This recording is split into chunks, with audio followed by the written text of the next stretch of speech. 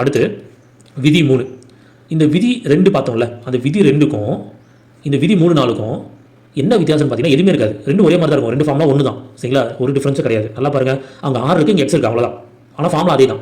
ஏன் இதை வந்து விதி 3 4ன்னு சொல்கிறாங்கன்னா, அந்த விதி 2 சொன்ன அந்த கொஷினோட ஃபார்மேட்டும் இந்த விதி 3 4 இருக்குல்ல அந்த கொஷினோட ஃபார்மேட்டும் கொஞ்சம் டிஃப்ரெண்ட்டாக இருக்கும், அவ்வளோதான். அந்த கேள்விக்கக்கூடிய விதம் வந்து வித்தியாசமாக இருக்கும், அவ்வளோதான். அப்போ விதி 3 அதுக்கான கொஷின் ஃபார்மேட் எப்படி வரும்னு சொல்லட்டுமா? ஒரு பொருளின் விலை x% அதிகரிக்கப்பட்டால், ஒரு பொருளின் விலை x% அதிகரிக்கப்பட்டால் செலவை அதிகரிக்காமல் எவ்வளோ சதவீதம் பொருளை குறைத்து வாங்க முடியும்? ஸோ இப்போது இங்கே என்ன சொல்கிறாங்க, ஒரு பொருள் இருக்குது, அந்த பொருளோட சதவீதம் வந்து ஒரு குறிப்பிட்ட சதவீதம் வந்து அதிகமாகிருச்சு, அப்போ அந்த பொருளை வந்து எவ்வளோக்கு வந்து நம்ம குறைய வாங்க முடியும் அப்படின்னு கேட்குறாங்க, சரியா? ஸோ இந்த மாதிரி தான் அந்த கொஸ்டின் ஃபார்மேட் இருக்கும். ஒரு ஆட்டோமேட்டிக்காக இங்கே வந்து கூட்டல் வந்துடும், சரிங்களா? ஸோ ஆட்டோமேட்டிக்காக நம்ம வந்து கூட்டணும். இதே குறைவு அப்படின்னா கழிக்கணும், அவ்வளோதான். விதி 3 4 ரொம்ப சிம்பிளாக முடிஞ்சிருச்சு, இல்லைங்களா? ரைட்.